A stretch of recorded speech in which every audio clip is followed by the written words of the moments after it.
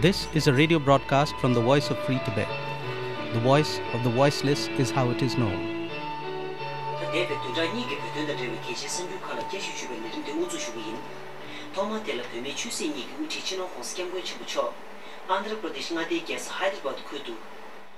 Supported by international NGOs, this small radio station speaks of the life and times of a refugee group that longs to go back home. Recorded in Dharamshala, uploaded onto a server and broadcast from Norway, the Voice of Tibet in this recording is talking about an event that attracted more than 100,000 people.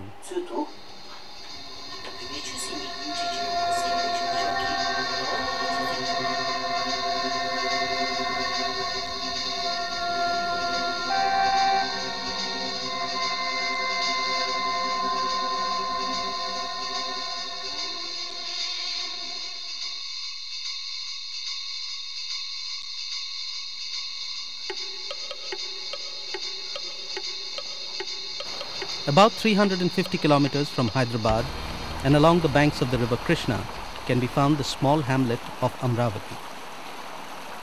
During the first half of January 2006, this minuscule center of human habitation resonated to the sound of religious chanting. The reciting of holy mantras, audio that barely shielded the unsaid yet ever-present plea of a people bereft of political identity.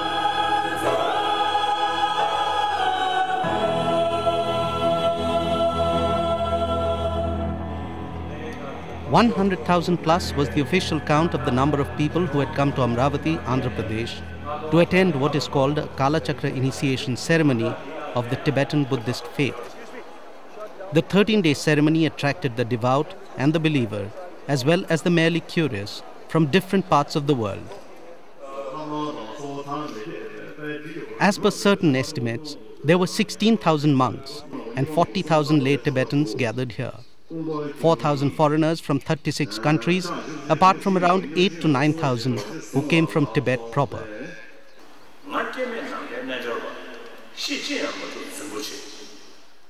None other than the Dalai Lama, the spiritual and temporal head of the Tibetan Buddhists, performs this initiation.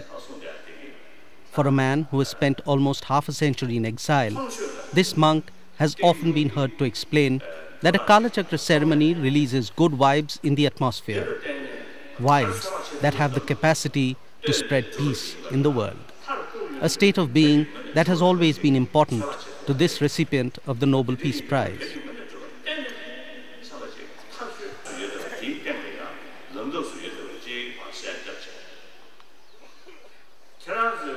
Non-violence was the only and the greatest strength for us to keep the moment alive. It was difficult, quite difficult in the beginning, from 1959 till early 70s, and with great effort of His Holiness, consistent and persistent effort. So by 71, 72, the Tibet movement became completely free from violence. Now it is not very difficult because His Holiness consistent persuasion and teaching make the Tibetan people inside and outside Tibet quite matured, and they are able to remain non-violent.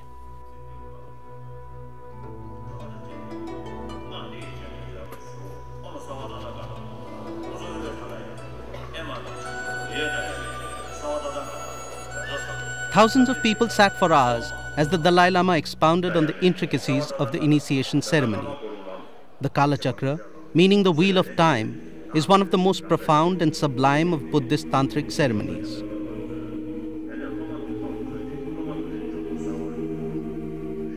It is an intricate weaving of thought processes into a meditational path that embraces the material universe and leads towards complete enlightenment. At the center of the whole exercise is the mandala, or khilkor in the Tibetan language. It means the center of the circle with exterior walls and surrounding environment. Although depicted on a flat surface, the mandala is a three-dimensional, five-storied divine mansion at the center of which stands the Kalachakra deity, the manifest state of enlightenment.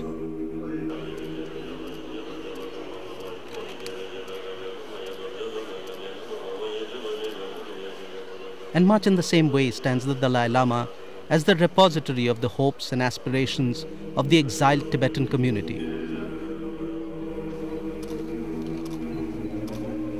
It is in him that is embodied the dreams of returning to a land that most have never seen and others have been forced to abandon. Tibet is a very typical country where both the spirituality and democracy goes together. We sometimes say spirituality cannot go with the democracy and democracy cannot go with the spirituality. But in Tibetan history, since its inception, we have this very unique like democratic society in a typical way. But here in the exile also, like His Holiness the Dalai Lama is our, not only he is the spiritual as well as the political leader of Tibetan people.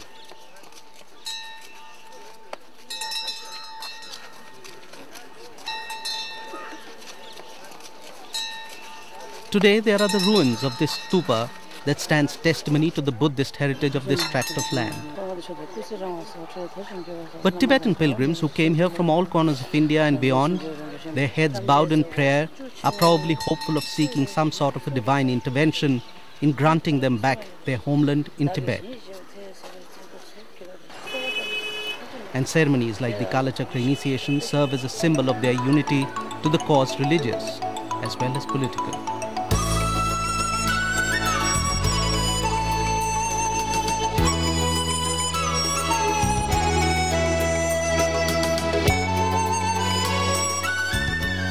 It is not every year or even at specific intervals that the Tibetan community can attend such a large get-together. A Kalachakra does not happen at regular intervals, nor is there a specific time frame or location for the holding of one. The constant, however, remains the Dalai Lama, for it is only he who performs the initiation. The Kalachakra at Amravati was the 30th that the Dalai Lama has performed. But it seems that the frequency of holding Kalachakra ceremonies has been on the rise over the decades. In the decade of the 1950s, he performed 2. In the 60s, none. In the 70s, he held 5. The 80s saw 7. In the 1990s, there were 12. And 5 have been held between 2000 and 2006. While 2 of the 30 initiations were held in Lhasa, 18 were held at different locations in India. And in the past 25 years, 10 Kalachakra initiations were held in foreign lands, most of them in the USA or Europe. Apart from the religious context, this increase in the holding of such large functions and the choice of foreign venues probably point to a successful PR strategy that has taken the cause of Tibet to the world. As a journalist and as a photographer, I had the privilege of being a part of 4 Kalachakras in the past. One thing very interesting about Kalachakra is that it's an event which goes beyond religion and even beyond a relationship between Dalai Lama and the ordinary devotees. You know, this event has a very big social and political significance. I have seen Kalachakras where there were a large number of Tibetans who lived in Tibet, which is under Chinese occupation, and still they could manage to come out of Tibet, some of them with the permission of Chinese government, many of them even without their permission. They came out, and the way they showed their devotion to Dalai Lama, that shows his political strength also.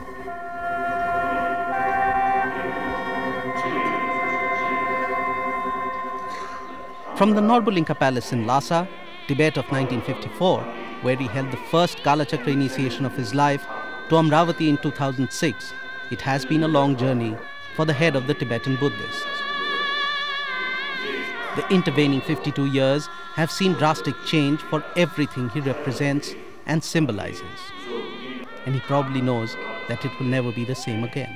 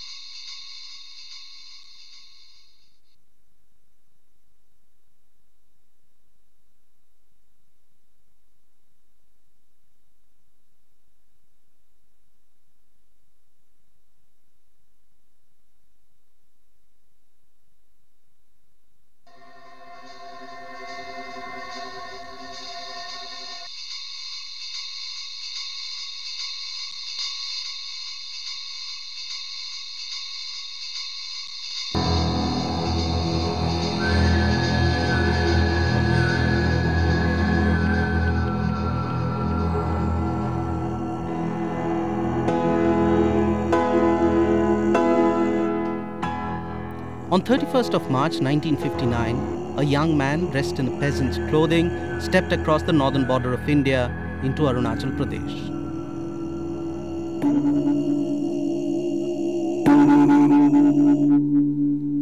8 days before that, and 500 kilometers to the north, the People's Liberation Army had marched into his home. By the end of the year, thousands of his supporters would have poured across the then porous border that demarcated land between India and Tibet. 2 months and 6 days short of his 25th birthday, the Dalai Lama of Tibet had not just entered India, but also began his life in exile. Actually, the situation became very tense on the 10th of March, and from 10th March to 17th March, 7 days, His Holiness Summer Palace Nubulinka was surrounded by many thousands of people. His Holiness has to leave Nubulinka in the night of 17th March. And then 18th March was passed peacefully, 19th March was also passed peacefully. And then midnight of 19th March, early morning of 20th March, bombardment was started.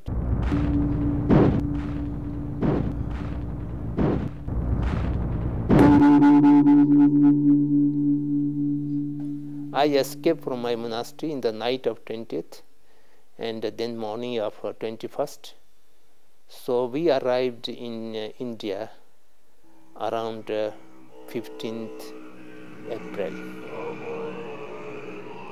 Born as Lama Thondup on 6th of June 1935, he was identified as the 14th incarnation of the Dalai Lama 2 years later. The child was moved to the holy city of Lhasa, the capital of Tibet. Traditional Tibetan society at that time was ruled by a Buddhist theocracy that was headed by the Dalai Lama, the senior-most monk in all of Tibet. In him was vested the religious as well as the political power of the country. In 1940, he was formally installed, taking the full name of Lobsang Yeshe Tenzin Gyatso. It is here that he is to be trained, so that when he turns 18, he could take the responsibility of leading his people. For the ensuing period, regents were to rule in his place while he completed his training. For the next 9 years, as Tenzin Gyatso lived and studied inside the 1,300-year-old Potala Palace, there was no inkling of the storm that was brewing as another nation, more powerful and more conscious of its destiny, was forging a new identity for itself.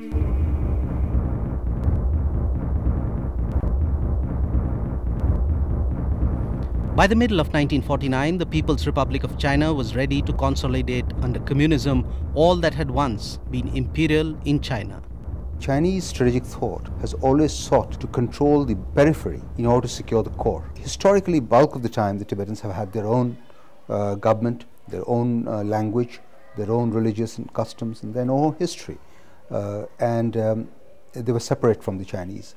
So the post-49 attempt, and you could say even earlier during the Qing dynasty and the Kuomintang regime's period, the attempt to control Tibet was part and parcel of a security policy of securing core China from any outside major power. And as you know, Britain was ruling here, from any outside major power, from consolidating or their influence over these vital peripheries that could thereafter become a problem for core China. And that was what led to China's control and attempt to take over Tibet after 1950. Tenzin Gyatso was 15 years old when in October 1950, soldiers of the People's Liberation Army marched into Tibet and declared it to be a part of China. Within a month, the Dalai Lama's regents declared the young Tenzin as the head of the government of Tibet, 3 years before time. By 1951, the Chinese army were camped in Lhasa, and a treaty had been signed which proclaimed that Tibet was a national autonomous region to be ruled by a Chinese commission, with the Dalai Lama as a figurehead ruler. Slowly over the years, China tightened its grip over Tibet, and resistance to its rule began to spread.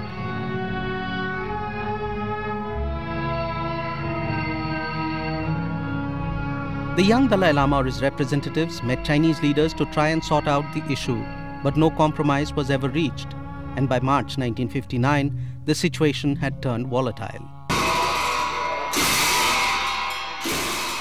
The 20th March, the whole day was fighting with the Tibetan forces and the Chinese forces, and by about 4 o'clock, 20th March, the entire Lhasa and nearby areas have been very heavily bombarded, and about 20,000 people were killed in one day.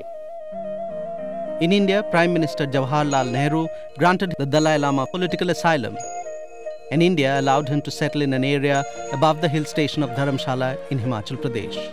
When the Tibetans came into India, came to the borders, the government of India had thought about it carefully, and it also knew that the Chinese would be angry with it.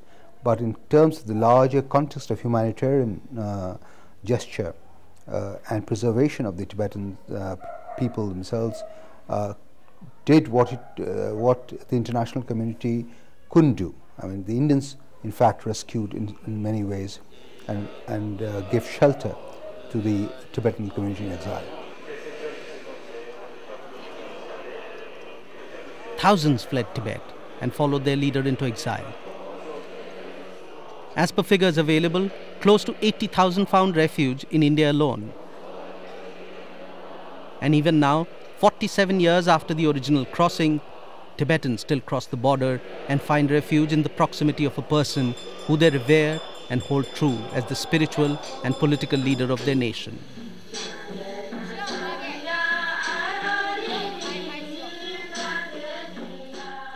Refugee Tibetan settlements came up in different corners of India.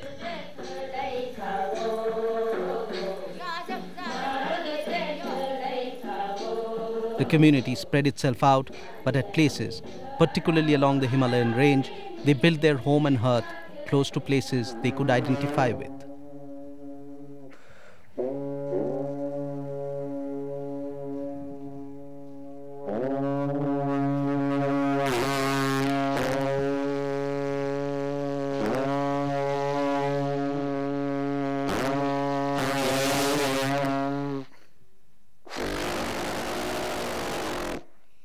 The champions of the Tibetan cause contend that one of the priorities for them had been to keep alive their culture and unique way of life. It is seen as the preparatory phase for the time when they would have to go back, and their greatest fear has been that in mainland Tibet, their culture is slowly being wiped out. At one time, there were only 80,000 refugees who were desperate. And it was Dalai Lama who organized them, who identified talent in those refugees. He found out, identified, there were some singers, there were some instrument musicians, there were some scholars, there were some artists. So he identified their talents, divided them into small groups. He picked up orphans who had lost every hope in life. He handed over these little boys and girls to these artists and gave them assignment to train them with whatever they know.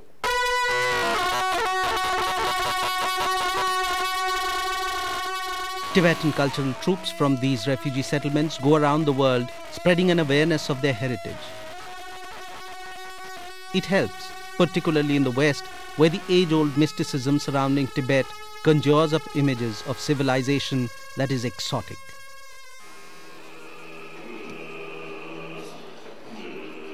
But the most high-profile of all Tibetan refugees, or in fact any political refugee in the world, remains the Dalai Lama. Almost 71 years old, he has spent close to 47 years in exile, and there does not seem any chance in the near future of his being able to end the exile. Dalai Lama is aging. No matter what happens to him, as long as there is a large community of Tibetans, very large community of Tibetans, because Tibetan people are not very large themselves, a very large community of Tibetans remain in exile, the question of Tibet will remain a political question. And Indian interests and the Chinese interests and the Tibetan interests would therefore be intermingled because of this factor.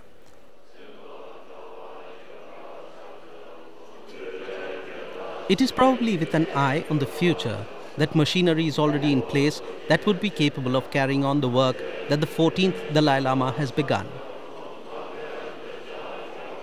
And with generations of Tibetans having been born in exile, it was important for the establishment to imbibe in the youth a respect and realization of their identity. For this was needed an organization that could unite the Tibetans under one banner, but with the blessings of the Dalai Lama.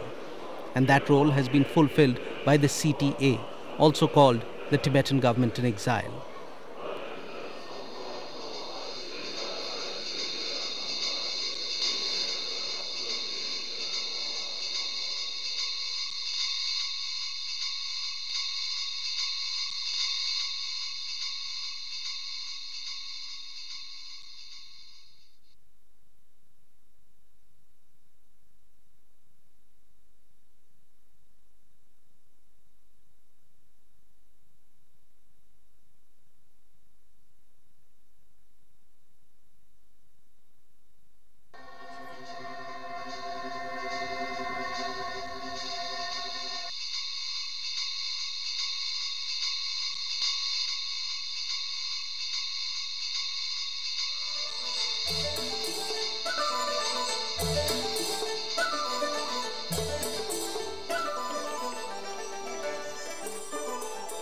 The Dhauladars, or the White Ranges, rise up to 14,000 feet, and it provides the perfect backdrop for the nerve center of Tibetan existence in exile.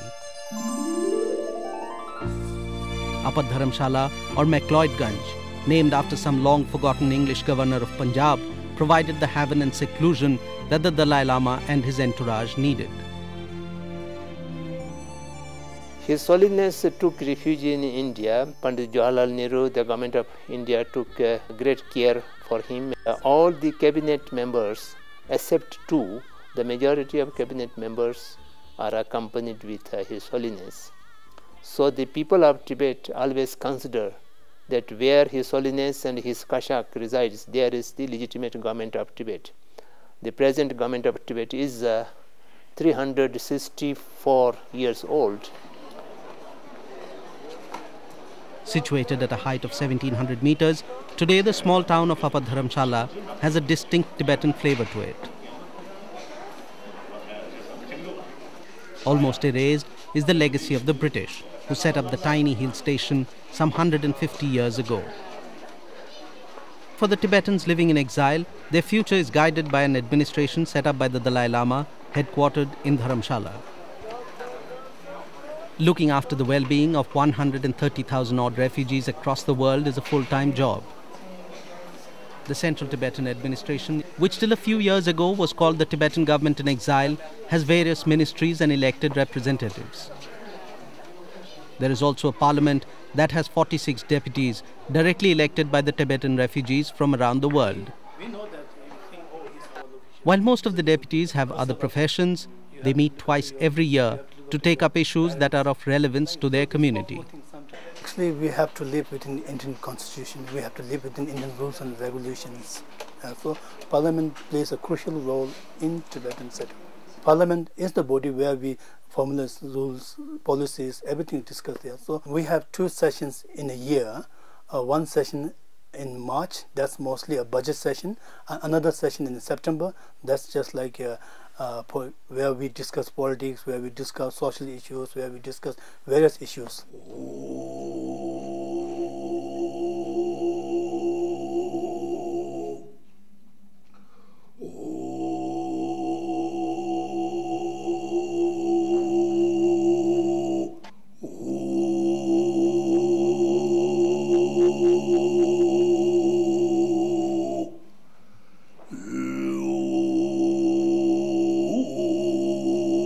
The Central Tibetan Administration is in essence a far cry from the times before 1959, when the government of Tibet, headed by the Dalai Lama, was anything but democratic. Power was concentrated in the Dalai Lama, and it was by his pleasure that every representative, usually from the monastic body, enjoyed office. But with the change in political fortunes, there was a realization that without decentralization, there would be no hope for the Tibetans. The democratization of the Tibetan establishment was something that started within a few years of the beginning of exile. From including newer ministries in the Kashag or Council of Ministers to elections, the Tibetan administration in exile in the ensuing almost 5 decades became truly democratized. The situation now is such that Tibetan parliament can take away the political powers of the Dalai Lama with a 2/3 majority. We have a complete institutionalized the process of democratization, and therefore whether His Holiness is there or he will not be there, democratically elected political leadership always be there.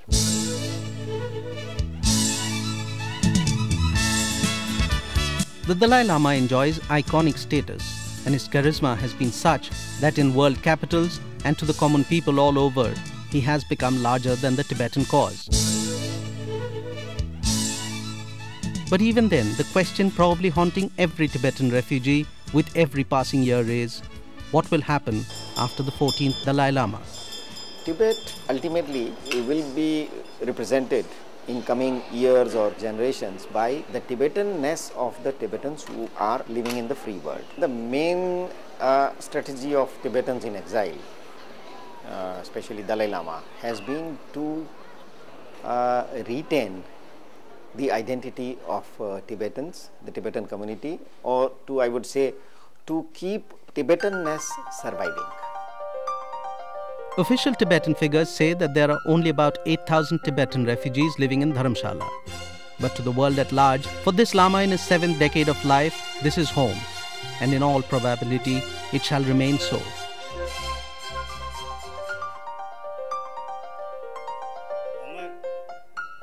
The People's Republic of China has consistently denied him permission to enter Tibet on a visit. It is ironic that today the Dalai Lama can visit Beijing but not Lhasa, and his political compulsions are such that though he wants to go to Lhasa, he cannot go to Beijing. Since year 2002, we have re-established the direct contact, and until now we have 4 rounds of very intensive talks with them, and now we are looking forward for the 5th round of dialogue. And during these dialogues we have touched all major issues relating to the genuine autonomy for entirety of Tibetan minorities, and they are listening very patiently to our demand and to our explanations. Of course, we have still quite big gap of the perceptions to so many issues, including some of the fundamental issues. The People's Republic of China has always been very rigid in its reactions to Tibetan demands for negotiations. So much so that even after repeated attempts, it was not possible to get an on-camera response from them. It seemed that the PRC did not want to share the same platform with those they consider to be secessionists. It is a settlement of a problem, and the PRC,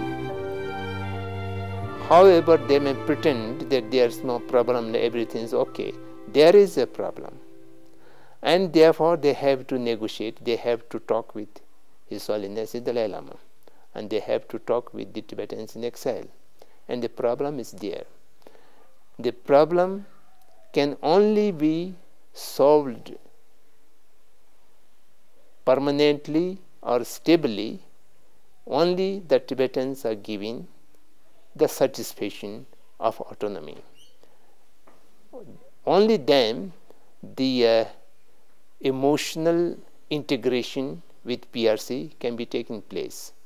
Stability and unity can only be achieved when the Tibetan nationalities are genuinely satisfied.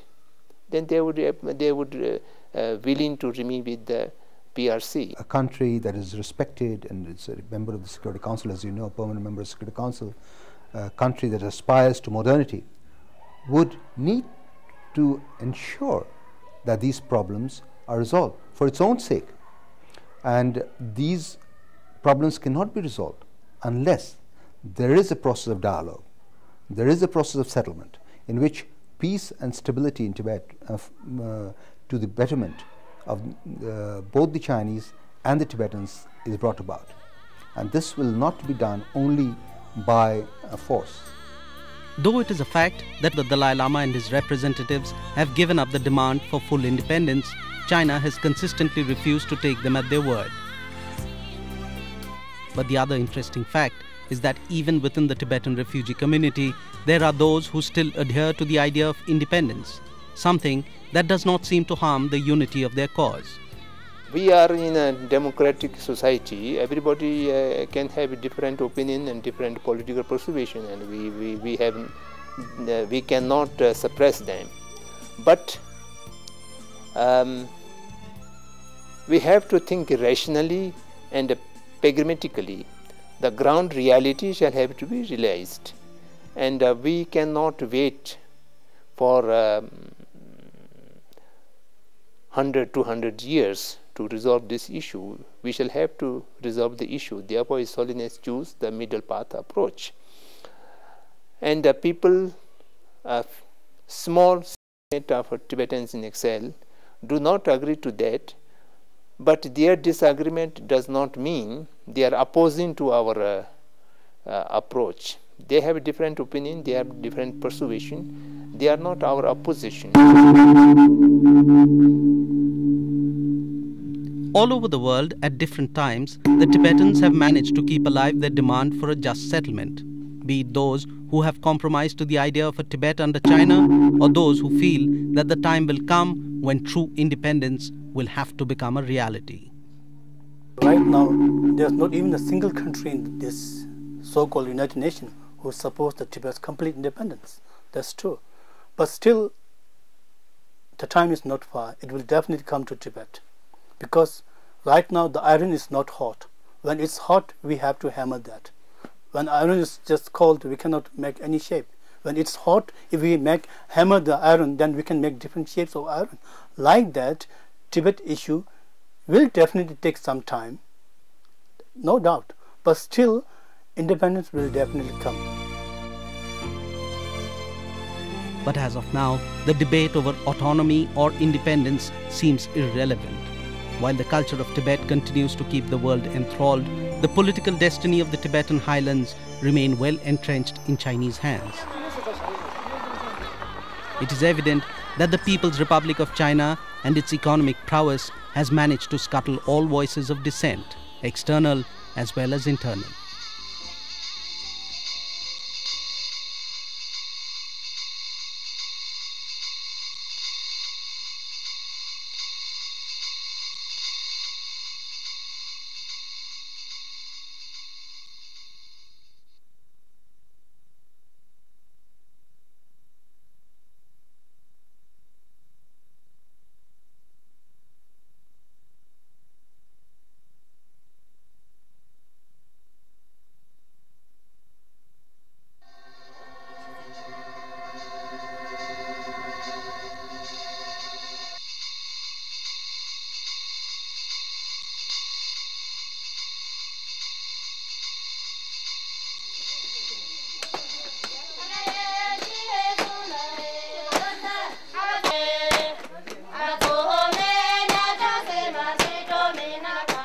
With the dawn of the 21st century, it has become clear that the landscape and social fabric of Tibet has changed, possibly irreversibly.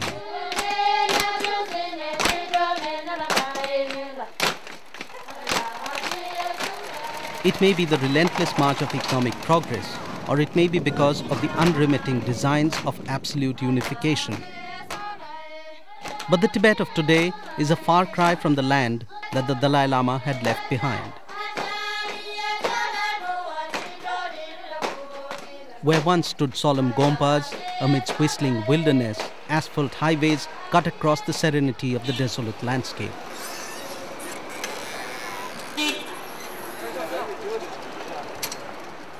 Where once the itinerant monk held sway over a pious citizenry, Today the wheels of commerce grind.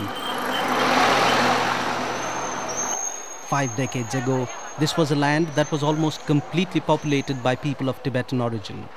Today, they are said to be a minority. What I was shocked to see that in last 50 years, when Chinese chopped off Kham and Amdo from Tibet and assimilated these two provinces in the adjoining provinces of China, what they have done in this period is that they have synergized these two regions. They have brought thousands and thousands of Chinese, actually in provinces like Sichuan and Amdo. The number of Chinese is in lakhs. So they were brought in, and today in those two provinces, the Tibetan community has been reduced to a meaningless minority.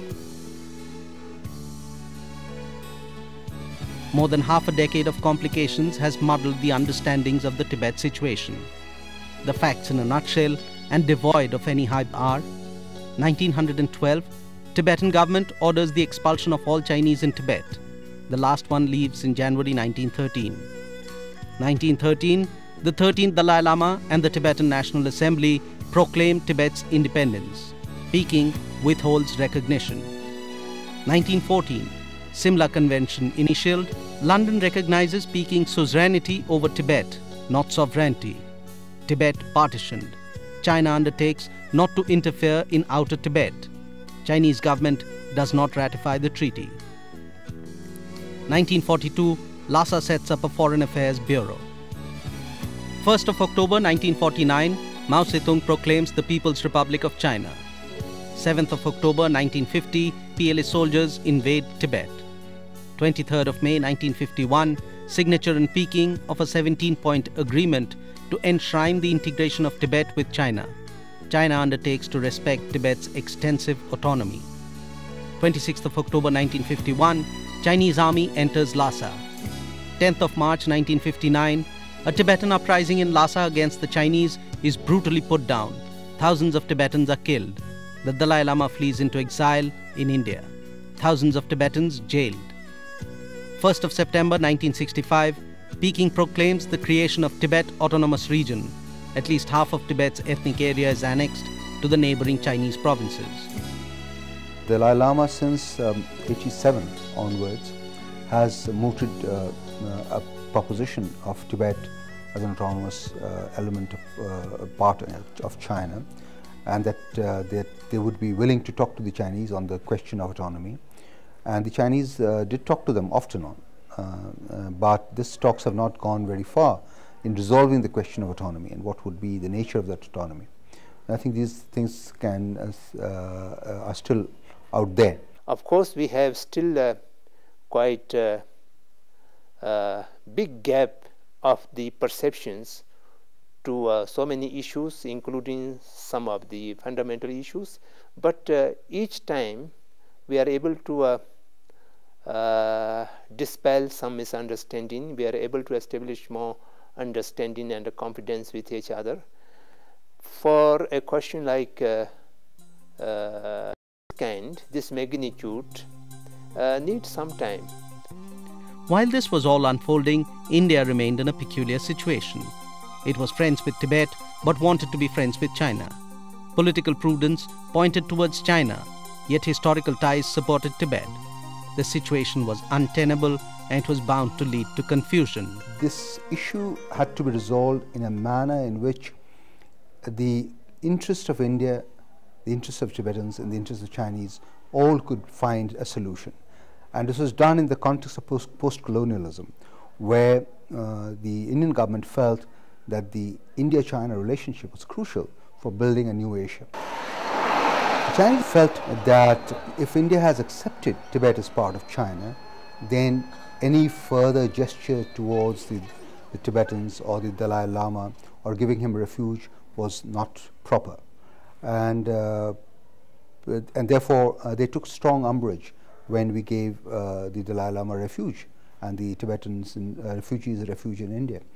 So it is a question of outlook, and a question that could not be resolved because the perspectives and the interests of the Tibetans, the Chinese and the Indians could not be, although the formula was sorted out, in practice it could not be sorted out, and we got involved, as you know, with the territorial issue and the boundary conflict in 1962. The roof of the world is still of tremendous geopolitical importance.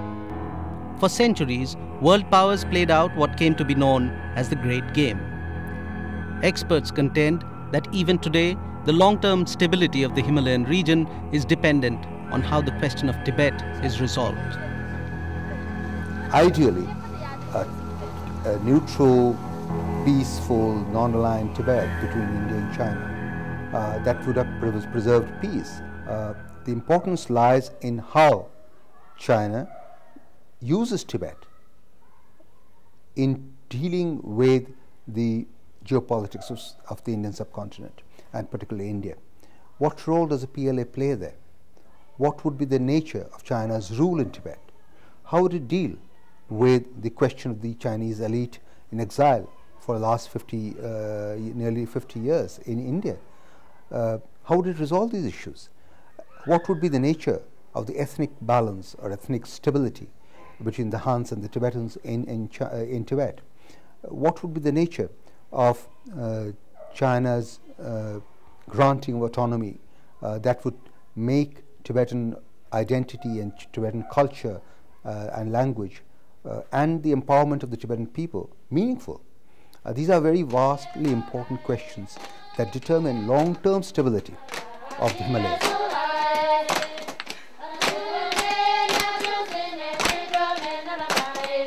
But for the Tibetans living in Tibet, the ground realities have changed. Where previously during the Cultural Revolution, the people of Tibet, as everywhere else in China, were deprived of all freedom, today economic freedom, as envisaged within the Chinese communist system, is not in doubt. But the religious freedom of being able to preach as required by the monastic body seems to be missing. They do allow monks to live in monasteries, and the monasteries are allowed to rebuild, and they also give some funds for rebuilding monasteries and temples, and they also allow certain limited number of people to become monks. They can do prayer, they can do meditation, and they can remain in limited number in monastery, but the basic thing, the freedom taken away, is preach and study. The Buddhism, unless it is preached and it is studied in depth and for several years, people may not be able to understand the essence of the Dharma. The Tibetan community in exile, in India primarily, or across Western democracies, to them, their pride remains curbed as long as they have to carry identification documents which states that they are a people without a country. They are the refugees of the world.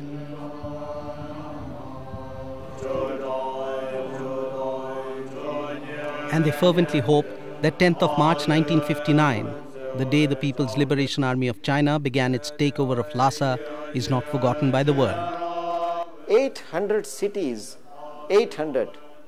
in Europe, their mayors or their city councils flying the Tibetan flag on 10th March on their official buildings is not something small. China has to be afraid of world opinion. Religious ceremonies like the Kalachakra in Amravati help guarantee the survival of Tibetan beliefs and customs. Thousands upon thousands gather to reaffirm their faith, overtly religious yet covertly political.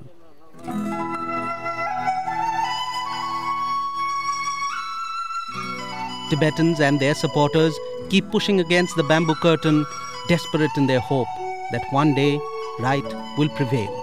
Their dharma tells them so.